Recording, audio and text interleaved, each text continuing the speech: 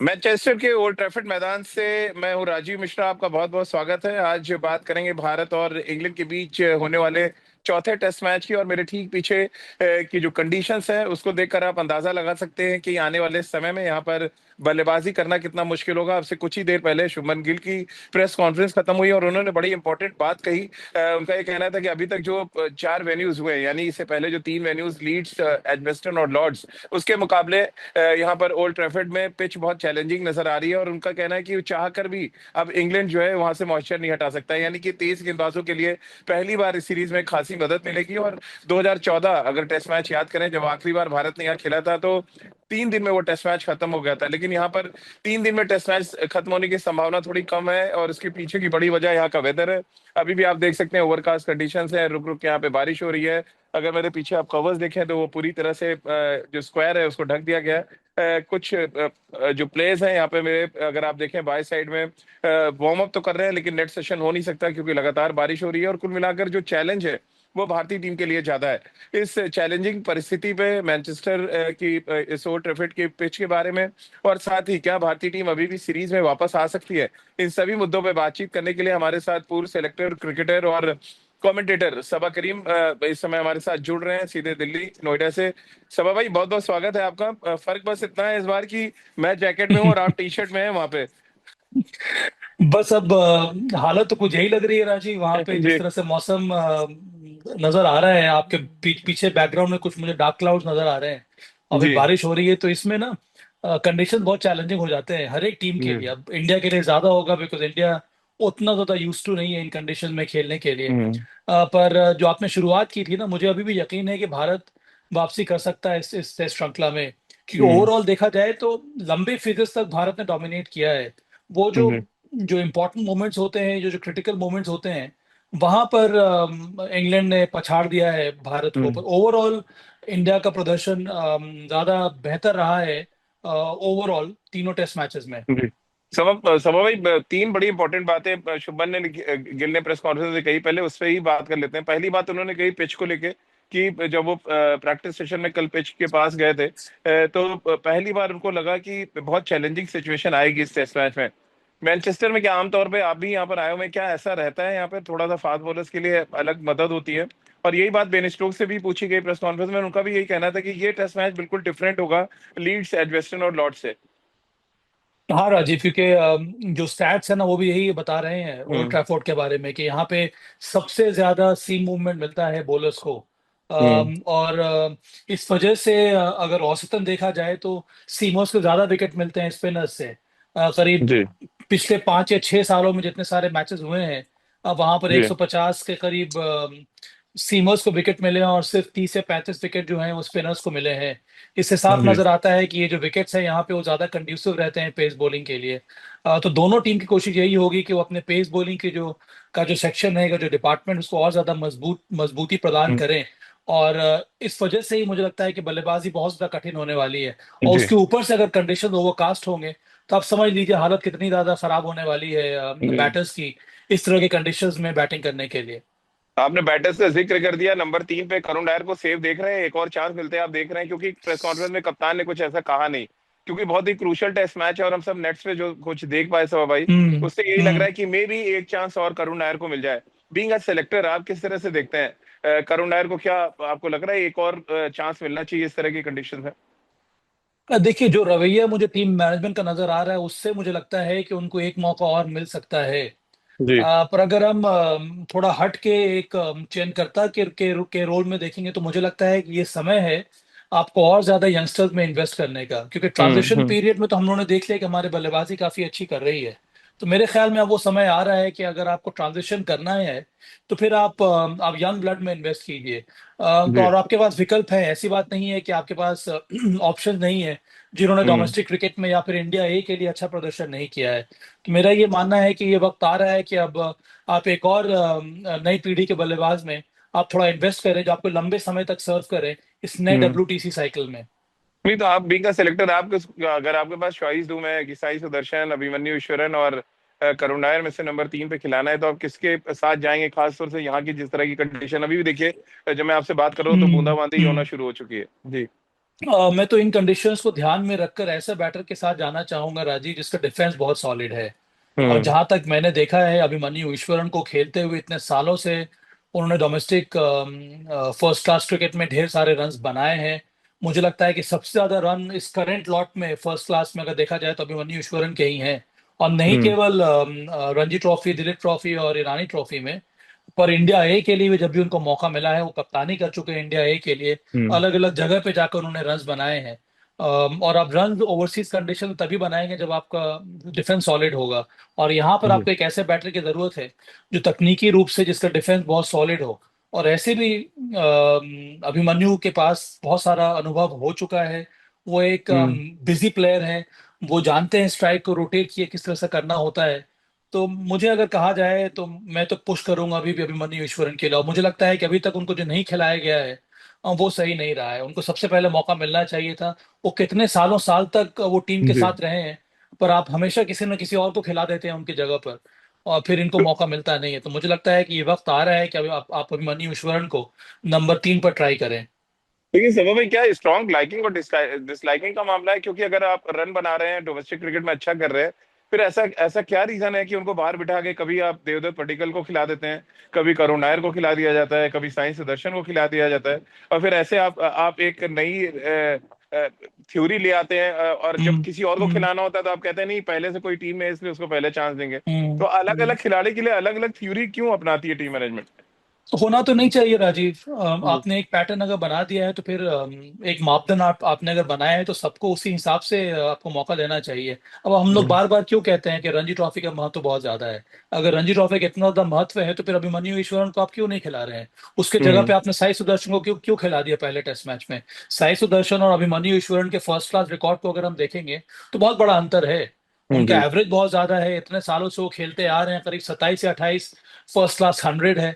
आप कई बार, मुझे तो ये लगता है ना कि हम लोग कैरिड अवे हो जाते हैं ये व्हाइट बॉल क्रिकेट से, आईपीएल के मैचेस जी। से। वहां पर देवदत्त पाटिकल ने रन बना दिया, आपको लगता है नहीं ये खिलाड़ी अच्छा है। साई सुदर्शन ने T20 में रन बना दिया, आपको लगता है कि नहीं साई सुदर्शन अच्छा है। अरे भाई, अभी मनु ईश्वरन को अगर आईपीएल टीम में लिया नहीं जा रहा है, उसमें उसकी क्या गलती है? वो जी। तो बात अलग, क्योंकि क्योंकि ये सबका मानना है आईपीएल टीम्स का कि वो T20 खिलाड़ी नहीं है। पर यहाँ पर T20 थोड़ी मैच हो रहा है। हाँ हाँ, यहाँ पे तो बिल्कुल सही टेस्ट बात। मैच हो रहा है। यहाँ जी। पे तो उस दर्जे का मैच हो रहा है जहां पर आपको सही टेक्निक की जरूरत होती है। तो उस लिहाज जी। से देखा जाए तो इनकी इनका इनका तो का तो चयन बनता है ना। और कई बार जी हम लोग इसी बिल्कुल। वजह से ना बहुत अजीबो गरीब निर्णय हम लोग ले लेते हैं राजीव। अब आप उदाहरण के तौर पर एक और चीज देख लीजिए। इस टूर के पहले आपने हर्षित राणा को टीम में इंक्लूड किया था। जब जी। मैचेस शुरू हुए आपने उनको वापस भेज दिया। तब आपके पास चयन तब आपके पास ऑप्शन दोनों थे ना, अंशुल हाँ। कंबोज भी ऑप्शन था और हर्षित राणा भी ऑप्शन था। आपने हर्षित राणा को टीम में रखा। फिर जब टेस्ट जी। मैच शुरू हुआ तो आपने उनको वापस भेज दिया। अब हर्षित राणा ने वापस आके कुछ किया नहीं है। उसी प्रकार से अंशुल कंबोज ने भी कुछ नहीं किया है। अब जो आपने नया रिप्लेसमेंट लिया, आपने अंशुल कंबोज को ले लिया, क्यों भाई? कोई जी। जी। तुक बनता नहीं है ना, इसके पीछे का तर्क क्या है? जी। तर्क ही और कुछ नहीं है। तो फिर इसी या तो फिर इससे जो जुड़ा आपने पहले किया था वो गलत है, या फिर अभी का आप जो कर रहे हैं वो गलत है। बिल्कुल सवाल, ये इसी से जुड़ा मेरा अगला सवाल है। जब पूछा गया कि आकाशदीप इंजर्ड है, तो उन्होंने कहा हाँ, वो अवेलेबल नहीं है चौथे टेस्ट मैच के लिए। और अब उनका कहना है कि सुबह डिसाइड करेंगे प्रसिद्ध कृष्णा और अंशुल कंबोज में कौन खेलेगा। अब हाँ। अब एक तरह से उन्होंने संकेत दे दिए हैं कि मे बी उनका डेब्यू हो सकता है इस टेस्ट मैच में। आप कैसे देखते हैं? नहीं नहीं, डेब्यू हो जाए तो अच्छा है, क्योंकि वो भी हम्म। स्विंग बॉलर है, सीम बॉलर है। उनके पास उतना ज्यादा स्पीड नहीं है, पर जो कंडीशन हम्म। मुझे लग रहा है यहाँ पर आपको ऐसे जी। बॉलर की दरकार होगी जो कि स्टेडी गेंदबाजी करे, जो लाइन लेंथ पकड़ कर बॉलिंग करे, और उनको सफलता मिलेगी। जी। और चूंकि वो इंडिया ए के लिए खेल चुके हैं इसके पहले, यहाँ पर इस तरह की गेंदबाजी वो कर चुके हैं, उनको सफलता मिली है। तो फिर ये बनता है कि अंशुल कंबोज को मौका मिले। प्रसिद्ध जी। कृष्णा एक अच्छे गेंदबाज हैं, पर उनके लिए परेशानी ये रही है कि जो लेंथ की डिमांड है यहाँ पर इंग्लिश कंडीशंस में, उस लेंथ के हिसाब से उन्होंने गेंदबाजी की नहीं है। हम्म। और अंशुल कंबोज एक आइडियल बॉलर होंगे, क्योंकि उनको मालूम है कि इस विकेट पे क्या लेंथ होनी चाहिए जो तंग करेगी। भुवनेश्वर कुमार का यही जी। हाल था, प्रवीण कुमार ने भी शानदार गेंदबाजी की है, आपको भी याद होगा जी। राजीव। तो आपको उस प्रकार के गेंदबाज की जरूरत है जो बॉल को स्विंग कराए और सीम कराए। तो मेरे ख्याल जी। में अंशुल कंबोज एक आइडियल पिक होंगे इस टेस्ट मैच के लिए। बिल्कुल सभा भाई, कल हमने नेट्स पे गेंदबाजी भी देखी, बिल्कुल डिफरेंट लग रहे थे बाकी के गेंदबाजों से। एक तो उनके हाथ में स्विंग हम्म। है, जिस तरह से बॉल उनका रिलीज हो रहा था, और ऋषभ हम्म। पंत जो बहुत हम्म। फॉर्म में चल रहे हैं, उनको कई बार उन्होंने ट्रबल भी किया नेट्स पे, और वो क्योंकि लंबा ऋषभ पंत स्पेल कर सकते हैं राजीव। लंबा स्पेल कर सकते हैं बिल्कुल। और सभा हम्म। भाई, क्योंकि ऋषभ पंत का जिक्र हुआ, अच्छी बात यह है कि कप्तान ने कह दिया कि वो विकेट कीपिंग करेंगे। यानी एक प्रॉब्लम अब हम्म। सॉल्व हो चुकी है जो बार बार चल रही थी कि ध्रुव या जुरेल या में भी बैकअप विकेट कीपर के तौर पे खिलाया जाए। हम्म। अगर हम्म। अब ये प्रॉब्लम तो सॉल्व है। तीन अगर हम की प्लेयर्स आपसे पूछें, जिस तरह की कंडीशन है यहाँ पे, और जिस तरह से के राहुल ने बैटिंग करी है, या जिस तरह से शुभमन गिल ने करी, या ऋषभ पंत ने जिस तरह करा है, आपके लिए आइडियली तीन की प्लेयर्स कौन से लग रहे हैं आपको, बॉलिंग बैटिंग दोनों डिपार्टमेंट से? बैटिंग में शुभमन गिल, केएल राहुल और ऋषभ पंत, ये जी तीन आपके की बैटर्स होंगे। बॉलिंग में जसप्रीत बुमराह, और उसके साथ साथ मोहम्मद सिराज से मैं बहुत ज्यादा एक्सपेक्ट कर रहा हूँ। और जिस जी तरह की कंडीशंस है, मुझे लगता है कि वॉशिंग सुंदर इफेक्टिव हो सकते हैं, क्योंकि वॉशिंग सुंदर ने बहुत अच्छा कंट्रोल दिखाया है। और मुझे अब जी लगता है कि आर अश्विन का हमें, ये तो बहुत जल्दी होगा ये कहना, पर एक आइडियल रिप्लेसमेंट आने वाले समय हम्म में हमें जरूर नजर आएगा वॉशिंग सुंदर के रोल में। क्योंकि एक बहुत ही effective right arm off break bowler बन चुके हैं, जिस तरह से उन्होंने हम्म कंट्रोल दिखाया था और जिस तरह से उन्होंने पिछले टेस्ट मैच में राजीव वो ट्रेजेक्टरी से बीट किया बैटर्स को। जी अब जेमी स्मिथ का जो विकेट उन्होंने लिया, उसमें कुछ अलग किया नहीं था उन्होंने, सिर्फ ट्रेजेक्टरी जी उन्होंने तेज डाली थी, जिसके कारण से जेमी स्मिथ को का विकेट वॉशिंग सुंदर को मिला। तो मेरे ख्याल में ये तीन जो बॉलर्स हैं वो की रहेंगे इंग्लैंड इंडिया के जी। सक्सेस के लिए। सवा भाई, आखिरी तीन सवाल, एक सवाल इंग्लिश बल्लेबाजों को लेके भी जहन में आता है कि हम बहुत इंडिया के बैट्समैनों की बात करते हैं कि यहाँ की कंडीशंस बहुत टेस्टिंग होगी, और जिस तरह से जोफ्रा आर्चर बॉल कर रहे हैं, या ब्रैंडन कास ने जिस तरह की गेंदबाजी की है, या बेन स्टोक्स ने एक बड़ा ही जेस्चर दिखाया जिस तरह से उन्होंने 10-10 ओवर के लंबे स्पेल्स डाले, कल उनकी बहुत तारीफ भी हुई यहाँ पे। कितना चैलेंजिंग आप देख रहे हैं? बेन डकेट एक टेस्ट मैच छोड़ दे, रन नहीं बने हैं, क्रॉली स्ट्रगल कर रहे हैं, ओली पोप भी एक मैच में रन है, कुल मिलाकर हैरी ब्रूक्स और जेमी स्मिथ जिनका आप जिक्र कर रहे हैं, उनके इर्द गिर्द बैटिंग घूम रही है। कैसे आप देखते हैं? इंग्लैंड के लिए भी तो उतना ही चैलेंजिंग होगा यहाँ पे बैटिंग करना जितना कि भारत के लिए है। मुझे लगता है कि इंग्लैंड के लिए ज्यादा चैलेंजिंग होगा राजीव, जी क्योंकि हमारे पास जिस तरह की पेस बॉलिंग अटैक है उस तरह की पेस बॉलिंग अटैक इंग्लैंड के पास नहीं है, अगर हम पूरा हम्म कंबाइंड बॉलिंग यूनिट को देखें तो। और अभी भी हम लोग इस टेस्ट सीरीज में बने हुए हैं क्योंकि हमारी गेंदबाजी इतनी लाजवाब रही है। हम्म और अगर आप इंग्लिश टीम की तरफ देखें तो मुझे लगता है कि दो की बैटर्स हैं उनके लिए, एक तो जो रूट है और दूसरा जेमी स्मिथ है। हम्म इन दोनों की अलग अलग स्टाइल है बल्लेबाजी की, पर दोनों बहुत ज्यादा इफेक्टिव है। जेमी स्मिथ मुझे लगता है कि एक साल के अंदर या 2 साल के अंदर ये जो फैब फैब फोर की हम लोग बात करते हैं ना, जी उसमें इनका नाम जरूर आ जाएगा। और ये एक कंप्लीट बैटर है। जी जो रूट ने फिर से दिखा दिया है कि वो इस समय, अब तो कोई उसके उसके ऊपर चर्चा भी नहीं होनी चाहिए, इस समय वो नंबर वन जी टेस्ट मैच बैटर हैं। और जी बहुत सारे बड़े बड़े मुकाम उन्होंने हासिल कर लिए हैं। तो मुझे लगता है कि इंग्लैंड की जो टीम है, जो बल्लेबाजी है, बहुत कुछ निर्भर करती है जो रूट और जेमी स्मिथ के ऊपर। हैरी ब्रूक भी हम्म। अच्छे बैटर हैं, पर मेरे ख्याल में इन कंडीशंस में बहुत ज्यादा चैलेंज होगा ये रन बनाना हैरी ब्रूक के लिए भी। ब्रेंडन मैकुलम के लिए क्या संदेश होगा सभा भाई? हमने बेसबॉल को तो ब्लॉक बॉल में बदल दिया था लॉर्ड्स में, बहुत अच्छी गेंदबाजी करके। यहाँ क्या आपको लग रहा है बेसबॉल क्रिकेट एक बार फिर से नजर आएगी जिस तरह की कंडीशंस है, क्योंकि आप खड़े होकर मे भी सरवाइव ना कर पाए यहाँ पे? राजीव, पर इस बार मुझे लगता है नए नए WTC साइकिल में ना, ये जी ब्रेंडन मैकलम और बेन स्टोक्स ने ये इरादा कर लिया है कि अब वो बेसबॉल नहीं खेलेंगे, वो अब सेंसिबल क्रिकेट खेलेंगे। तो ओके। अब पहले टेस्ट मैच में भी चेस किया, वहां पर कुछ ऐसा अतरंगी शॉट्स किसी ने खेला नहीं है, ये उनके जो हम्म। नॉर्मल शॉट्स है वही उन्होंने खेले हैं। अब एक दो बार बीच बीच में बॉलर के रिदम को ब्रेक करने के लिए वो स्टेप आउट करके शॉट्स खेलते हैं। पर अब उन्होंने मन बना लिया है कि इंटरटेन तो वो करेंगे, पर बट बहुत ही इफेक्टिव बैटिंग करेंगे, उस उन्होंने हम्म उस इसके ऊपर विश्वास दिखाया है। तो कई बार बहुत लंबे समय तक उनके बैटर्स ने डिफेंड भी किया है। सबसे बड़ा उदाहरण हम्म, बेन स्टोक्स खुद है। उन्होंने जी 30 35 40 रन जो बनाए हैं, कितनी ज्यादा गेंदों का सामना किया है। जो रूट एक और जी खिलाड़ी हैं जो पकड़ कर बल्लेबाजी कर रहे हैं, जैक क्रॉली हो गए, बेन डकेट हो गए, जेमी स्मिथ हो गए, ये सब के सब एग्रेसिव बैटर्स हैं। पर अब जी एक एक फेज ऐसा आता है जहां पर उनको पता है कि जहां डिफेंड करने की जरूरत है वहां पर अब डिफेंड कर रहे हैं। ओली पोप जी का भी कुछ वही हाल है।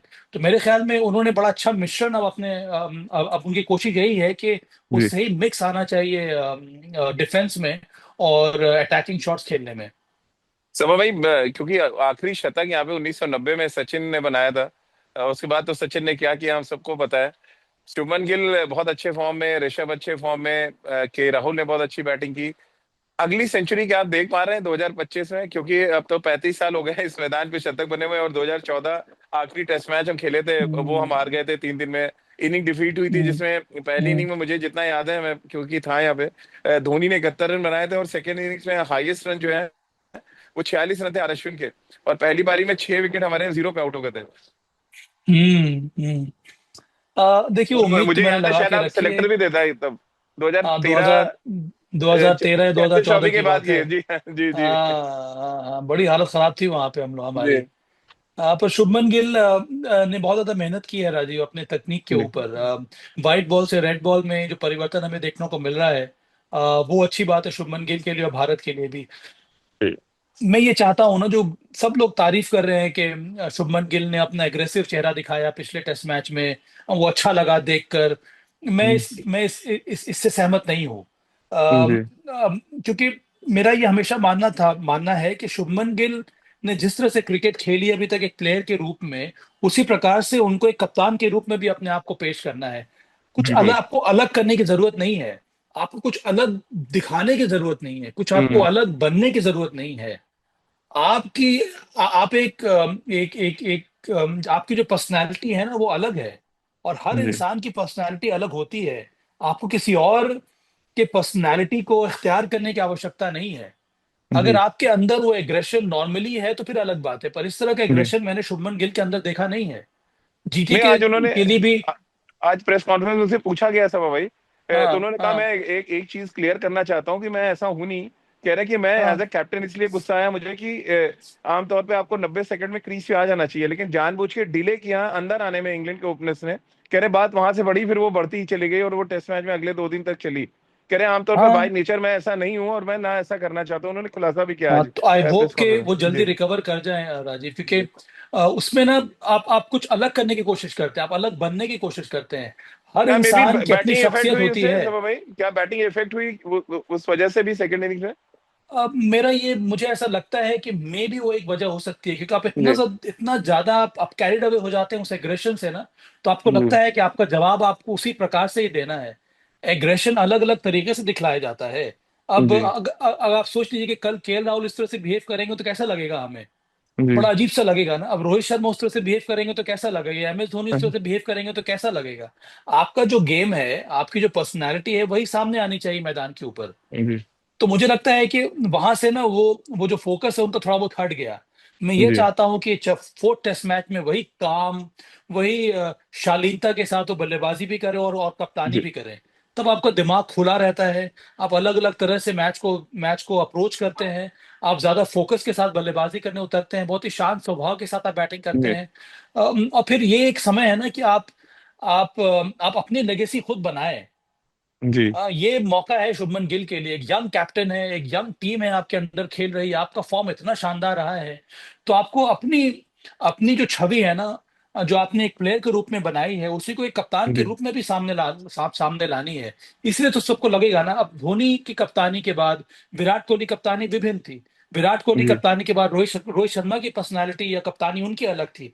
उसी प्रकार से अब रोहित शर्मा के बाद अब मौका आया है शुभमन गिल का। तो इनकी इनकी कप्तानी का अप्रोच भी अलग होना चाहिए, तभी तो मजा जी आता है ना। क्योंकि हम एक्सपेक्ट करते हैं कि जिस तरह से वो एक प्लेयर के रूप में उनका स्वभाव रहा है, उसी प्रकार से वो मैदान में एक कप्तान की भूमिका भी निभाए।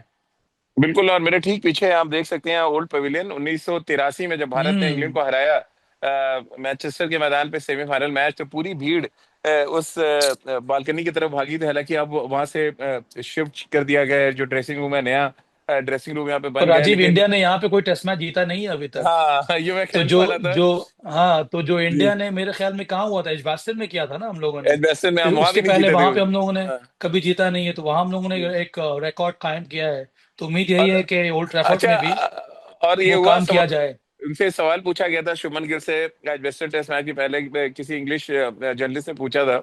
तो उन्होंने कहा कि भाई मैं तो पैदा भी नहीं हुआ था जब ऐसी चीजें हुई हैं, लेकिन हम जीत के रिकॉर्ड बदल देंगे। और जब जीतने के बाद आए तो उस प्रेस रिपोर्टर को वो ढूंढ रहे थे शुभमन गिल। तो उनका जो बड़ा हाँ। इम्पैक्ट वो एडवेस्टन में पड़ा है, यहाँ आज किसी ने पूछा नहीं कि आपने मैनचेस्टर में कोई टेस्ट मैच जीता है। हालांकि क्योंकि वो इम्पैक्ट आपने छोड़ा है, भले ही हम 2-1 डाउन है, लेकिन एक इम्पैक्ट इस यंग टीम ने छोड़ा है कि ये टीम कुछ भी कर सकती है। इसीलिए मैं जिक्र कर रहा था कि वो पीछे जो बहुत हिस्टोरिकल यहाँ पे वो स्ट्रक्चर है, पूरा हम्म मैदान बदल गया है हम्म सभा भाई, हम्म लेकिन अपना वो हम्म कहते हैं ना हेरिटेज बचा के इंग्लैंड ने रखा हुआ है। या और जब या जब जब वो देखे तो बड़ी खुशी होती है, और साथ ही 83 का वो तस्वीरें भी जहन में आती है, और हम सब उम्मीद कर रहे हैं कि उस तरफ तो ड्रेसिंग रूम नहीं है, लेकिन नए ड्रेसिंग रूम की तरफ हम भारतीय फैंस को देख पाए, और भारतीय टीम यहाँ पर टेस्ट मैच जीत के ट्रू। इतिहास रख के रचे, इस बात की उम्मीद हम सब कर रहे हैं। फाइनल प्रेडिक्शन तो आप बता दें यहाँ का जो कंडीशन, और वो देखते हुए क्या कुछ कहना है आपका, क्या स्कोर लाइन देख रहे हैं आप? मैं 2-2 देख रहा हूँ राजीव, क्योंकि जिस तरह से अच्छा। ये टेस्ट श्रृंखला घटी है ना अभी तक, जी। मुझे पूरा विश्वास है कि यहाँ पे कमबैक हम जरूर देख सकते हैं भारतीय टीम का, क्योंकि भारतीय अच्छा। टीम में अच्छा संतुलन है हमारे। अच्छा लग रहा है ये देखकर। आई होप के जसप्रीत बुमराह प्लेज, और अगर वो खेलते हैं खेल तो रहे हैं, फिर कंफर्म हमारी है, खेल रहे हैं खेल रहे वो। हैं तो फिर बहुत अच्छी बात है इंडिया के लिए। अब बस जी। जरूरत है कि इन कंडीशंस में हमने अगर पहले पहले हालांकि बैटिंग करना बहुत मुश्किल होता है इन कंडीशंस में, जी। जी। पर जब अगर हमने पहली पारी में, चाहे हम पहले बैटिंग करें या सेकंड बैटिंग करें, अगर हमने 350 के करीब बना लिया, तो मुझे लगता है कि ये टेस्ट मैच हम जरूर जीत लेंगे। चलिए सभा भाई, बहुत बहुत शुक्रिया, आपने समय निकाला, बातचीत की, थैंक यू और राजीव। बहुत ही हिस्टोरिकल जगह से आपसे बातचीत करके हमेशा मजा आता है, और कोशिश मेरी यही रहती है कि कुछ ना कुछ कनेक्ट कर पाऊं, ताकि मैं आपको पुराने दिनों में ले जाऊं, और आप हम्म। भी याद कर पाए वो उन जी। मैदानों से जुड़ी हुई तमाम चीजें। बहुत बहुत शुक्रिया आपका हमारे साथ जुड़ने के लिए। Thank you Rajiv.